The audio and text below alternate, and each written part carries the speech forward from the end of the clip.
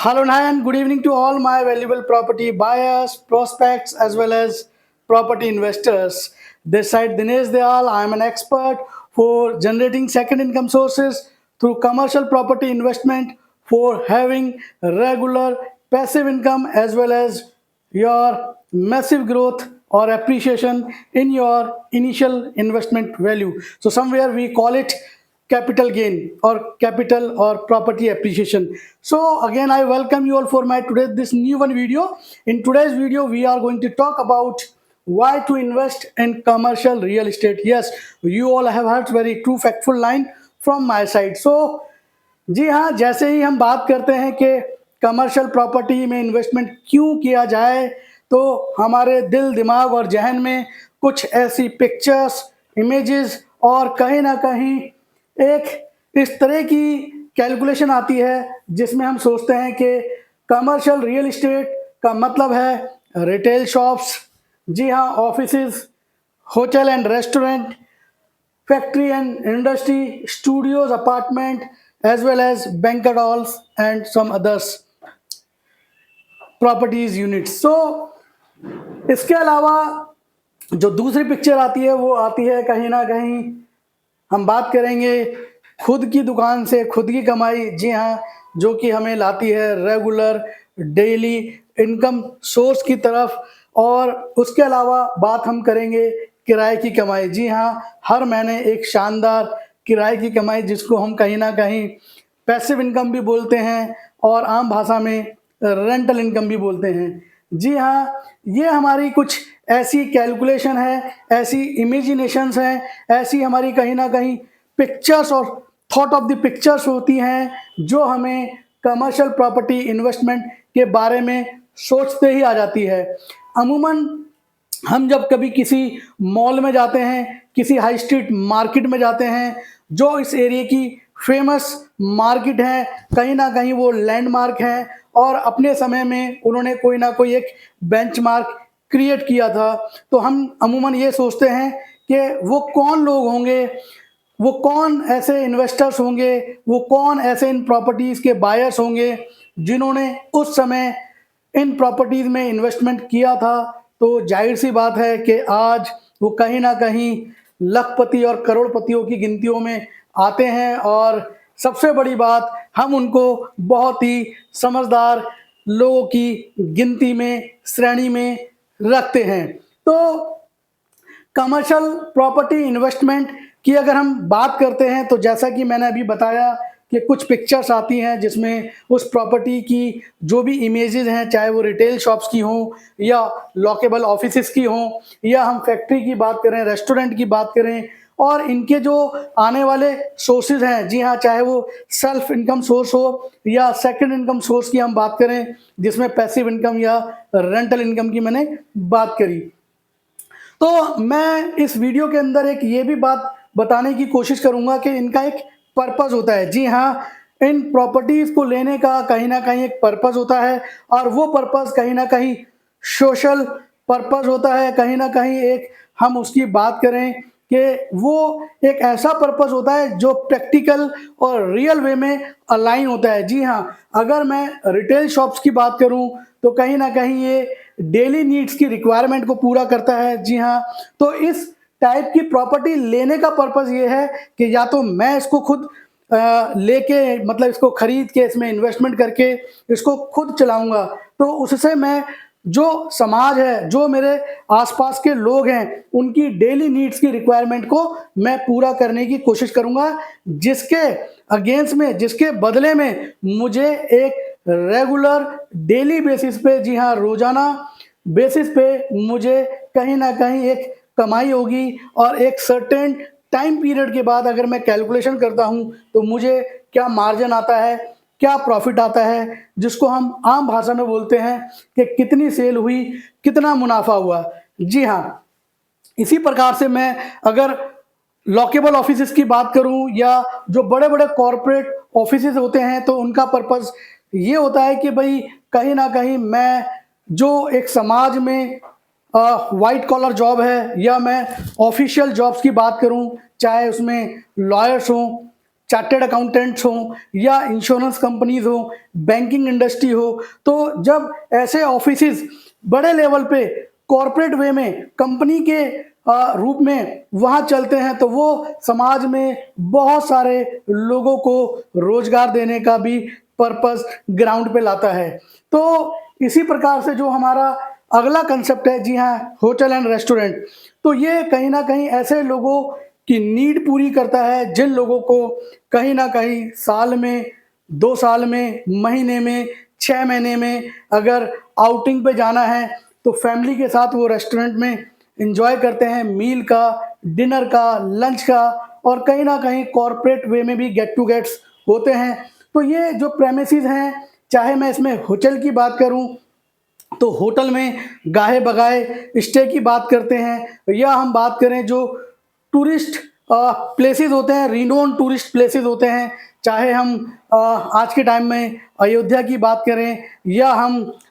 बनारस की बात करें, या हम हरिद्वार की बात करें, या शिमला नैनीताल की बात करें, तो ये ऐसे बहुत ही रिनाउंड फेमस प्लेसेस हैं जहाँ पे होटल्स की डिमांड बहुत ज़्यादा होती है, और यहाँ पे जो टूरिस्ट होते हैं उनके रुकने की, उनके खाने पीने की जो भी व्यवस्था होती है उसको ये होटल कहीं ना कहीं ग्राउंड पे लाके पूरी करता है। ऐसे ही फैक्ट्री और इंडस्ट्री का हम एग्जांपल देना चाहेंगे कि इनका भी एक पर्पस है, इनका भी एक कॉज है जो ग्राउंड पे आके कहीं ना कहीं प्रोडक्शन की बात करता है, मैन्युफैक्चरिंग की बात करता है। वो ऐसे आइटम्स, वो ऐसे नीडेबल और नेसेसरीज आइटम्स, जी हाँ, चाहे हम उसमें क्लोथिंग की बात करें, ज्वेलरीज की बात करें, या हम शूज़ की बात करें, there are so many items, you definitely understand better than me. और कहीं ना कहीं जब ये चीज़ें एक प्रारूप पे आती हैं तो लोगों को रोजगार देती हैं, उनके कहीं ना कहीं डेली और एसेंशियल नीड्स को भी पूरा करती हैं। तो इसी प्रकार से हमारा स्टूडियोज,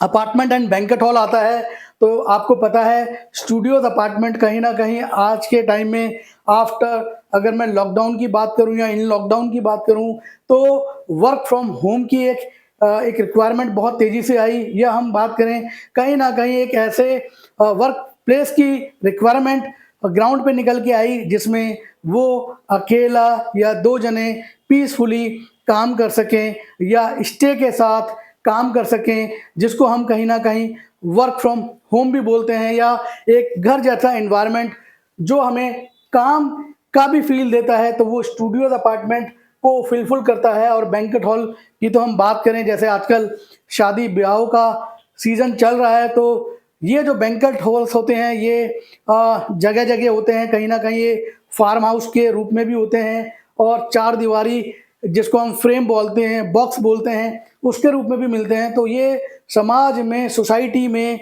शादी ब्याह, मंगनी, या जो भी हमारे रिचुअल्स होते हैं उनका गेट टू गेट करने के लिए ये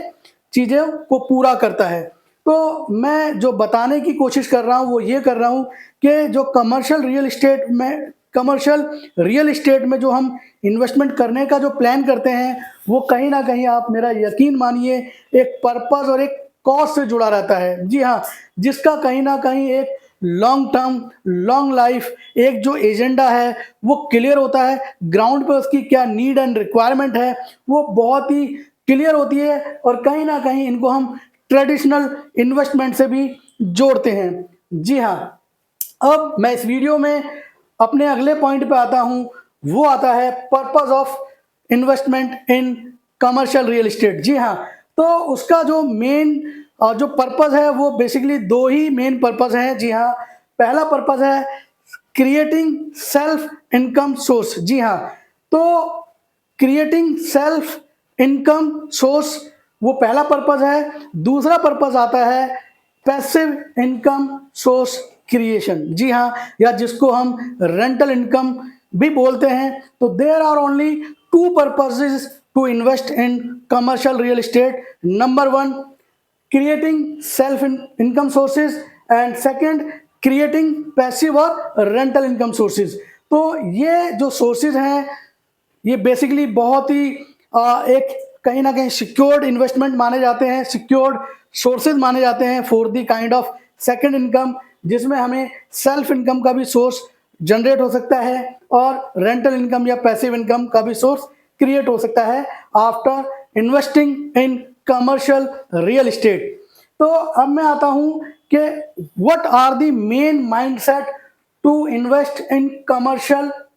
real estate apart from such two ones. तो इन जो कोर इन्वेस्टमेंट का जो भी मैंने आपको बताया अभी टू पर्पस हैं, उसके अलावा जो साइडलाइन पर्पस हैं वो और भी हैं जो इस वीडियो के अंदर आपको समझ में आएगा। सबसे पहला आता है सेफ एंड सिक्योर्ड इन्वेस्टमेंट। जी हाँ, जब भी हम प्रॉपर्टी इन्वेस्टमेंट की बात सोचते हैं या इसके बारे में हम कहीं सुनते हैं तो सबसे पहला जो विचार आता है वो आता है सेफ एंड सिक्योर्ड इन्वेस्टमेंट। जी हाँ, इसके अलावा मैं बाकी और इन्वेस्टमेंट की बात करूं तो वो इतने सिक्योर नहीं है, इतने सेफ नहीं है। जैसे कि हम बात करें इक्विटी मार्केट की और या हम बात करें कहीं ना कहीं जो अदर ट्रेडिशनल इन्वेस्टमेंट होते हैं उसके अंदर इतनी इनसिक्योरिटी होती है कि रात को आपने मार्केट देखा तो बुल थी, सुबह उठ के देखा तो मार्केट बिल्कुल डाउन हो गई या क्रैश हो गई है। तो एटलीस्ट रियल एस्टेट इन्वेस्टमेंट का ये सीन, ये पिक्चर नहीं आती है। इसके अलावा जो इसमें मेन अगला जो पॉइंट आता है वो आता है रेगुलर सेल्फ बिजनेस की हम बात कर सकते हैं, रेगुलर इनकम की बात कर सकते हैं जो सेल्फ बिजनेस से आ सकता है, सेल्फ बिजनेस सोर्स से आ सकता है, या हमने बात करी रेंटल इनकम की। तो हम पहले सेल्फ बिजनेस इनकम की बात करेंगे तो ये दूसरा एजेंडा आता है, वो इस तरीके से भी आ सकता है कि मैं दुकान ले रहा हूँ तो मैं चलाऊंगा, उसके बाद मेरी आने वाली पीढ़ी चलाएगी। तो हमारी दुकान को पीढ़ी दर पीढ़ी चलाने का एक जो सोर्स है, एक जो प्लेटफॉर्म है, वो हम इस दुकान को खरीदने के बाद कर सकते हैं। वो किसी भी रूप में हो सकता है, आपका वो दुकान खुद की हो सकती है, खुद का ऑफिस हो सकता है, खुद का बैंकेट हॉल हो सकता है। तो वो आप खुद उसको रन कर रहे हैं, खुद उसको कैटर कर रहे हैं, तो इस वजह से आप खुद उसको अभी चला रहे हैं और आने वाली पीढ़ी का भी आपने एक माइंडसेट बनाया हुआ है। इसके अलावा इसमें अगला जो पॉइंट आता है वो आता है रेगुलर पैसिव इनकम या रेंटल इनकम, जो कि मैंने बताया है, जिसको हम यील्ड भी बोल सकते हैं या कैश फ्लो भी बोल सकते हैं। वो कहीं ना कहीं एक फिगर पे आता है। जी हाँ, मैं इसको जो अदर्स ट्रेडिशनल इन्वेस्टमेंट हैं जिसके अंदर गोल्ड आता है, म्यूचुअल फंड आता है, या जैसे मैंने इक्विटी की बात करी, तो अगर मैं कंपेयर करूं रियल एस्टेट इन्वेस्टमेंट से, खासकर कमर्शियल रियल एस्टेट से, तो वहाँ पे कहीं ना कहीं जो विंडो खुलती है वो 6% के आसपास से खुलती हुई 7, 8, 9, 10, 12, 15, 20% तक भी जाती है। जी हाँ, मैं यहाँ आरओआई की बात कर रहा हूँ, रिटर्न ऑन इन्वेस्टमेंट। जी हाँ, ये एक ऐसी फिगर है जो कहीं ना कहीं एपेटाइट करती है इन्वेस्टर्स को, कहीं ना कहीं इनवाइट करती है कमर्शियल रियल एस्टेट इन्वेस्टमेंट के लिए। जितने भी आज के टाइम में ऐसे इन्वेस्टर्स, ऐसे पैसे वाले हैं जो अपने पैसे को काम पे लगाना चाहते हैं, तो कहीं ना कहीं ये जो रेगुलर कैश फ्लो की बात है, रेगुलर यील्ड की बात है, जी हाँ, इसमें कहीं ना कहीं आप मान के चलिए एक फिगर आता है जो कि मैंने बताने की कोशिश करी, 6%, 7%, 8%, 9% और बियॉन्ड दी आपका 12%, 13% भी होता है। ये डिपेंड करता है कि आप किस ब्रांड के साथ जा रहे हैं, वो इंटरनेशनल ब्रांड्स है और कितना उसका पुराना एक एक्सपीरियंस है, क्या वो समय समय पे अपनी स्ट्रेटजीज चेंज करता है। तो इसके अलावा जो अब अगला हमारा पॉइंट आता है वो आता है potential of appreciation in your rental value as well as in your cash flow. जी हाँ, जैसा कि हमें पता है कमर्शियल रियल एस्टेट इन्वेस्टमेंट से जो हमें एक रेंटल वैल्यू आती है वो कहीं ना कहीं अप्रिशिएट होती है। जी हाँ, कहीं ना कहीं उसमें एवरी 3 ईयर्स 15% का एप्रिशिएशन होता है। तो आपकी जो इनिशियल रेंटल वैल्यू थी उसमें हर 36 महीने बाद 15% का यूज, जी हाँ आप सोचिए, ह्यूज एप्रिशिएशन आता है। जी हाँ, मैसिव एक कहीं ना कहीं रेंटल वैल्यू में जो ग्रोथ आती है वो आपके फेवर में रहती है। या मैं बात करूं जो प्रॉपर्टी इन्वेस्टमेंट का मेन एजेंडा या माइंडसेट है उसको पूरा करती है। जी हाँ, इसके अलावा जो हमारा नेक्स्ट पॉइंट है वो आता है potential in your capital gain. जी हाँ, या हम बात करें प्रॉपर्टी एप्रिसिएशन की, ये एक बहुत ही सॉलिड माइंडसेट की तरफ जाता है कि अगर हम प्रॉपर्टी में इन्वेस्टमेंट कर रहे हैं तो कहीं ना कहीं after a certain time of period when we are going to sell it, तो so definitely it will give us massive gain in terms of the investment in our initial investment value. जी हाँ, तो आप इसको बहुत simple भाषा में ऐसे समझिए कि अगर किसी व्यक्ति ने 2025 में 1 करोड़ रुपए का इन्वेस्टमेंट करा है, जी हाँ, वो कमर्शियल रिटेल शॉप में लिया है उसने, तो वही दुकान अगर वो 2040 में बेचता है, तो आप सोचिए वो दुकान कहीं ना कहीं 8 से 10 करोड़ रुपए की आप मिनिमम मान के चलिए। और अगर मैं बात करूं, वो मार्केट अगर चल जाती है, वो हाई स्ट्रीट मार्केट चल उठती है, तो वो हो सकता है 50 करोड़ की भी दुकान हो। ऐसे बहुत सारे एग्जाम्पल्स हैं जिनमें 100 टाइम्स 200 टाइम्स की भी ग्रोथ देखी गई है, जिसका एग्जाम्पल आज आपके सामने कहीं ना कहीं कनॉट प्लेस है, खान मार्केट है, गुड़गांव का सेक्टर 29 है, या मैं गुड़गांव की बात करूं तो साइबर सिटी है, पुणे की बात कर लें, बेंगलोर एरिया की बात कर लें, नोएडा सेंटर की बात कर लें, नोएडा एक्सप्रेसवे की बात कर लें, तो वहाँ पे जिन लोगों ने आज से 20 साल पहले 30 साल पहले इन्वेस्टमेंट किया था, आज उनकी प्रॉपर्टी की जो कीमतें हैं वो आसमान छू चुकी हैं। ये कोई मैं नई बात आपको नहीं बता रहा हूँ। जी हाँ, इसके अलावा हमारा अगला पॉइंट आता है, वो बहुत वैलिड है, to investment in commercial property. जी हाँ, अगर हमने इसको as a second income source create करने का एक माइंडसेट बनाया है, उस पर्पज से हम लेना चाह रहे हैं, जिसका कहीं ना कहीं पर्पज हमारा पैसिव इनकम या रेंटल इनकम का है, तो उसमें सबसे जो बेहतरीन बात आती है वो ये आती है, प्रोफेशनल टेनेंट्स। जी हाँ, कहीं ना कहीं उस पे जो एक टेनेंट्स आता है वो प्रोफेशनल टेनेंट्स होता है। जी हाँ, चाहे हम नेशनल टेनेंट्स की बात करें या इंटरनेशनल टेनेंट्स की बात करें। जी हाँ, जैसे कि कुछ टेनेंट्स हैं, अगर मैं फूड कैटेगरीज में जाता हूं तो कहीं ना कहीं हल्दीराम है, जी हाँ, बर्गर किंग है, या हम डोमिनोज की बात करें, या ऐसे बर्गर किंग की बात करें, तो ऐसे बहुत सारे नेशनल इंटरनेशनल टेनेंट्स हैं जो बहुत ही प्रोफेशनल होते हैं, और कहीं ना कहीं हम बात करें उनका डील करने का जो तरीका है वो बहुत प्रोफेशनल होता है, और वो कहीं ना कहीं आपको एक हाई बेंचमार्क का रेंट देने को तैयार होते हैं। चाहे हम आईटी कंपनी की बात करें, नॉन आईटी कंपनी की बात करें, चाहे हम किसी एक मेडिकल सेटअप के होने की बात करें, या हम बात करें कोई बहुत बड़ा ब्रांड है जो आपके बैंक्वेट हॉल पे आना चाहता हो, कोई ऐसे ब्रांड की बात करें जो आपकी बिल्डिंग पे ऐसे एज ए पीजी चलाना चाहता हो, या एज ए रेस्टोरेंट की हम बात करें, या होटल चलाने की बात करें, तो ये मेरा यकीन मानिए एक कमर्शियल प्रॉपर्टी में इन्वेस्टमेंट करने का बहुत ही सॉलिड माइंडसेट को क्रिएट करता है। उसका एक जो पर्पस है उसको अलाइन करता है, उसको ग्राउंड पे लाता है। इसके अलावा हम बात करने जाएंगे, हमारा जो अगला पॉइंट है वो है इन्फ्लेशन हेज। जी हाँ, इन्फ्लेशन से आप कैसे फाइट करेंगे? इन्फ्लेशन एवरी ईयर बढ़ता है। जी हाँ, 4 to 5% का इन्फ्लेशन आपका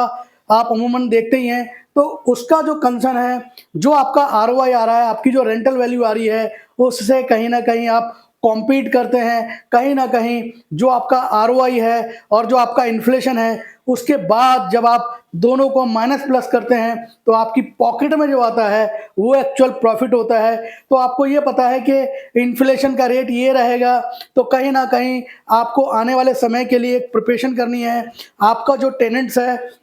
वो भी कहीं ना कहीं एक उस एग्रीमेंट पे आता है कि एवरी 36 मंथ्स बाद हमें 15% का एप्रिसिएशन करना है। तो ये कहीं ना कहीं आपके इन्फ्लेशन से आपकी इनकम का जो कंपटीशन होता है, कहीं ना कहीं वो आपको एक गेन का रास्ता दिखाता है, गेन की तरफ ले जाता है। जी हाँ, वो आपको एक विन विन सिचुएशन की तरफ ले जाता है। इसके अलावा हम बात करेंगे अपने अगले पॉइंट की, वो आता है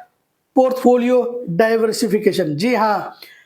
ये कमर्शियल रियल एस्टेट इन्वेस्टमेंट कहीं ना कहीं क्रिएट करता है डाइवर्सिफाइड पोर्टफोलियो इन्वेस्टमेंट। आप सोचिए कि आपने ट्रेडिशनल इन्वेस्टमेंट किए हैं, वो गोल्ड इन्वेस्टमेंट हो सकता है, वो आपका इक्विटी में इन्वेस्टमेंट हो सकता है, कहीं ना कहीं आपने एफडी में इन्वेस्टमेंट कर रखा होगा, या कहीं ना कहीं आपने और जो अदर ट्रेडिशनल इन्वेस्टमेंट है उसकी आपने विंडो खोल रखी होगी। तो आप मेरा मान के चलिए कि जो रियल एस्टेट, जी हाँ, कमर्शियल रियल एस्टेट इन्वेस्टमेंट की बात है, तो वो पोर्टफोलियो डाइवर्सिफिकेशन इन्वेस्टमेंट की एक विंडो खोलता है, जिसमें आप प्रॉपर्टी के अंदर ही अपना एक पोर्टफोलियो बना सकते हैं। जी हाँ, आप लैंड का एक इन्वेस्टमेंट करके अपना एक पोर्टफोलियो बना सकते हैं। एक कहीं ना कहीं साइड बाय साइड आप छोटा सा कमर्शियल इन्वेस्टमेंट का भी आप करके पोर्टफोलियो बना सकते हैं। उसमें आप एक स्टूडियो अपार्टमेंट में भी इन्वेस्टमेंट करके अपने प्रॉपर्टी का एक पोर्टफोलियो बना सकते हैं। कहीं ना कहीं एक रेस्टोरेंट वाली प्रॉपर्टी भी लेके आप अपना एक प्रॉपर्टी का पोर्टफोलियो बना सकते हैं। तो सोचिए, अगर आपने ऐसी 4-5 कमर्शियल रियल इस्टेट्स बना रखी हैं, तो वहां से आपको जो एक आरओआई आ रहा है, जो आपको एक यील्ड आ रहा है, जो आपको रेगुलर कैश फ्लो आ रहा है, तो कहीं ना कहीं आप उससे एक सपोर्ट लेते हैं, एक फाइनेंशियली सपोर्ट आपको मिलता है, जिसकी वजह से आप चाहे तो मल्टीपल ट्रेडिशनल इन्वेस्टमेंट कर सकते हैं। आप उसी इन्वेस्टमेंट के आए हुए पैसे से, जी हाँ, आप ट्रेडिशनल इन्वेस्टमेंट की विंडो खोल सकते हैं। चाहे हम गोल्ड की बात करें, इक्विटी की बात करें, एफडी की बात करें, तो मेरा यकीन मानिए, अगर इस तरह का आपको टेस्ट लग जाता है, तो आप ट्रेडिशनल इन्वेस्टमेंट की तरफ कम जाके कमर्शियल रियल इस्टेट में ज़्यादा अपना इंटरेस्ट शो करेंगे। और ये लाजमी सी बात है कि जो सेफ एंड सिक्योर्ड इन्वेस्टमेंट है और जो आपको रेगुलर कैश फ्लो का नज़ारा दिखा रहा है, कहीं ना कहीं हर 36 महीने बाद 15% का आपकी रेंटल वैल्यू में एप्रिसिएशन दे रहा है। और भूलिए मत, लॉन्ग लाइफ आपको एक massive regular rental income, passive income की विंडो खोलने के साथ आपको after certain time period, if I talk about a long term investment gain, तो आप सोच भी नहीं पाएंगे। कभी कभी आपकी वही प्रॉपर्टी आपको 10 टाइम्स, 50 टाइम्स, 100 टाइम्स, 200 टाइम्स का भी कैपिटल गेन दे सकती है। तो मुझे उम्मीद है कि आज का ये मेरा वीडियो आपके बहुत ही काम का रहा होगा। और अगर ये मेरी वीडियो आपको पसंद आई है तो इसको लाइक कीजिए, इसको शेयर भी कीजिए, और जो मेरा यूट्यूब का चैनल है उसको भी आप सब्सक्राइब कर सकते हैं, और जो बेल का बटन है उसको प्रेस कीजिए, ताकि फ्यूचर में आने वाली वीडियो आप उनका जो नोटिफिकेशन है वो आपको पहले मिले। ये मेरी वीडियो थोड़ी लंबी बन गई है, बट काम की है, और ये मेरी वीडियो खासकर उन लोगों के लिए है जो कमर्शियल रियल एस्टेट में इन्वेस्टमेंट के द्वारा कहीं ना कहीं एक रेंटल इनकम सोर्स क्रिएट करना चाहते हैं, पैसिव इनकम की विंडो खोलना चाहते हैं, या सेल्फ सेकंड इनकम का सोर्स जनरेट करना चाहते हैं। तो ये वीडियो उनके काम की है और बहुत ही इंटरेस्टिंग है, आई ओपनिंग है। इसमें मैंने जितने भी स्टेटमेंट्स दिए हैं वो कहीं ना कहीं ग्राउंड रियलिटी के हैं, और हम उम्मीद करते हैं कि इस वीडियो से काफ़ी अच्छी जानकारी आप सभी लोगों को मिलेगी। और अगर आपके कोई सुझाव हैं, सजेशंस हैं, तो आप मेरी इस वीडियो पे भी दीजिए, और कहीं ना कहीं और कुछ हम वीडियो बनाएं, कुछ और टॉपिक्स पे वीडियो बनाएं, तो उस पर भी आपका सुझाव और सजेशंस का वेलकम है। तो अगली वीडियो तक के लिए आप अपना ख्याल रखिए और खुश रहिए, मस्त रहिए, और अपने जीवन में कुछ ना कुछ बेहतरीन करते रहिए। अगले वीडियो में बहुत जल्दी मिलते हैं, तब तक नमस्कार, जय हिंद।